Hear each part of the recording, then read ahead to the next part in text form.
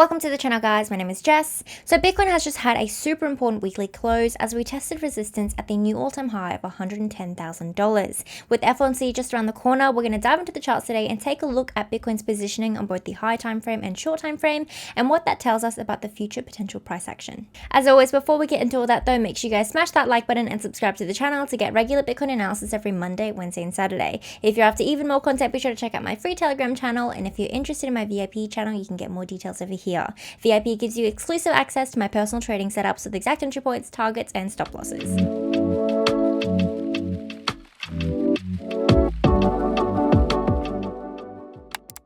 Alrighty guys, so diving into the charts, let's talk about our most recent weekly candle close. So this week, without a doubt, has been a pretty crazy one, right? We've had numerous news events, for example, Trump's inauguration, but also we went on to create a new all-time high this week at $110,000. Now, right after that really bullish rally, we saw an immediate correction right back down to retest support at $100,000. And just this morning, the weekly candle itself closed at around $102.5 thousand. So what this weekly candle close essentially tells us is that despite the massive sort of bullish surge that we had at the start of the week, resulting in a deviation above the range here, the overall close itself wasn't actually able to sustain that and break Bitcoin out of the weekly range. So we're still very much traveling between 104.5, the candle close for the prior all-time high, and the base of that at $91,000. And that essentially tells us that we were unable to confirm a macro breakout and a bullish, week, right? And a push into that sort of macro bullish price action territory over here. Now, what it doesn't tell us is that we're going to see an immediate correction down to $91,000. There are numerous levels of support that exist between where we're currently sitting and the base of that range, but it does spell some pretty inconclusive price action. Bitcoin here on the weekly chart is neither bullish or bearish. We're simply chopping now within that continued consolidation range. And that's honestly pretty expected because right around the corner, we have a massive economic news event being the first FOMC meeting of 2025. Now, for those of you who don't know, FOMC is just under 3 days away, and we've already priced in, or the market has already priced in, an almost non-existent probability for a rate change. And I'm not saying that that's, likely to change. I do think that most likely we're not going to see an ease because that's what they've hinted at in the past. But at the upcoming meeting, we might receive further information about potential changes to the plan for rate cuts for 2025. Because in December, moving into 2025, initially we were expecting 6 rate cuts. And then that number was changed to 2 in December. And that is when we saw, the massive crash from $108,000. And I guess, that sort of chop ever since. And then ever since January, when CPI data came out, and CPI data came out bullish, potentially hinting at, a slightly higher probability of more rate cuts throughout 2025, we started to see the market rally once again. That was around this level here at $90,000, right? Or $87,000, whatever this price was.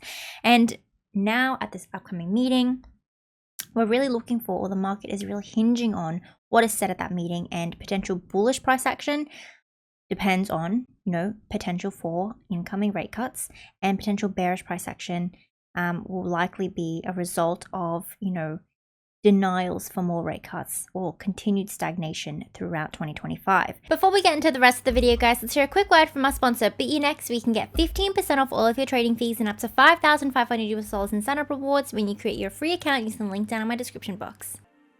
BTC is an emerging cryptocurrency exchange committed to providing you with a secure, convenient, and highly functional trading and investment platform. Available across all countries as a non-KYC exchange, get global access to over 150 trading pairs with minimal fees on both spot and futures contracts. Join today to get $5,500 in sign-up rewards and get 15% off all of your trading fees by signing up using the link in my bio or by using the code 1GG3 when you create your account. So moving into the shorter time frame price action, we're on a 4-hour chart here. We can see the pattern of compression that Bitcoin has created moving into the FOMC event, or this massive news event coming up. We have our very clear weekly uptrend here, created by consistent higher lows on the price action.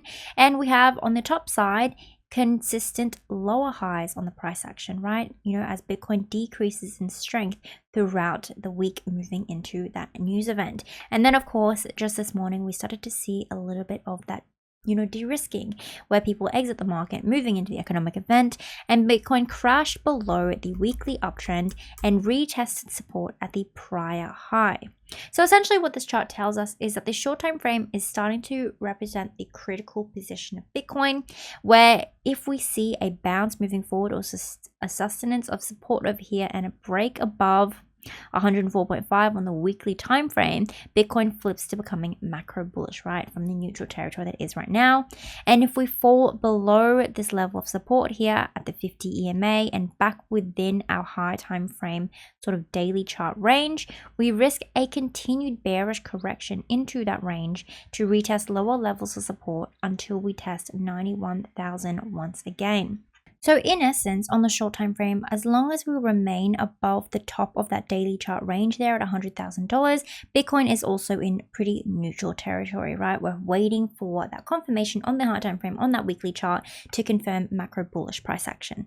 And then below here is when we start to exhibit bearish behavior, right? First of all, we're likely to see a retest of the next low within that weekly uptrend.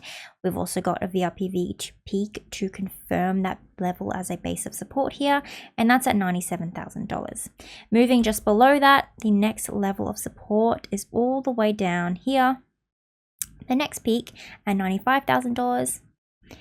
Also the point of control in the high time frame as well, and then below that again 92,000, and then just at the very bottom we have our range low $91,000. So a few levels of support there really preventing the price action from dipping all the way down to 91. And if we take a look at the daily chart, for example, we have confluence for 96k support, 97k support at the 200 EMA on the daily time frame, which is also going to be a huge level of dynamic support. But overall, the price action will not be looking bullish if we enter that territory, right? Because it took us months, I think it was like 3 or 4 months, to actually sustain a break above and an establishment of support at $100,000. To see that level lost after FOMC would signal quite bad news for Bitcoin on both the short time frame and the high time frame charts. Now, if we continue to see de-risking behavior moving into FOMC on the short time frame, which is generally quite common, very likely the Bitcoin will on the short time frame continue to retrace levels all the way down to the range low of our previous uptrend before seeing a bounce. And it's really at that bounce and looking towards the daily close that we start to look for warning signs if we're closing below $100,000. I mean, if we take a look at the Ichimoku here on the daily chart as well, it sits right around that $97,000 support. So potentially that is a level that we might look to bounce and reverse the narrative for Bitcoin anyway, even if we do see that correction. But overall, a sustenance of support above the range would be the most ideal for continuing to see a bullish case scenario for the future of Bitcoin.